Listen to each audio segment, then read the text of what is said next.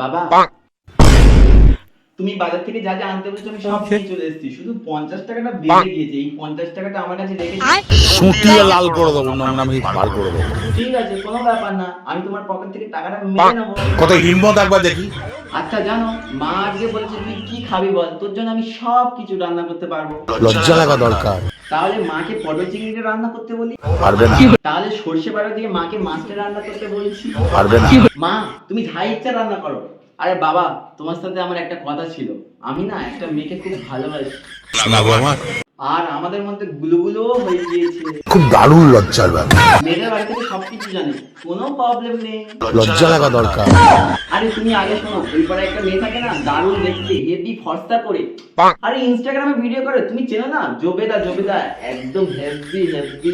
মুখটাই কোন কথা বলতে পারে না, কথা আটকে যায়, ম্যায় ম্যায় ম্যায় ম্যায় করে গায় গায় গায় গায়। বাবা তুমি ওদেরকে একবার বলো না, আমি ওকে ছাড়া একদম থাকতে পারবো না। খুব কষ্ট হচ্ছে বলো। দেখো, তুমি এই বিয়েতে না যদি রাজি হও, আমি পালিয়ে বিয়ে করবো বলে দিচ্ছি। অতি বড় হয়েও না, ঝড়ে পড়ে যাবে, অতি ছোট হয়েও না, ছাগলে মুড়ে খাবে।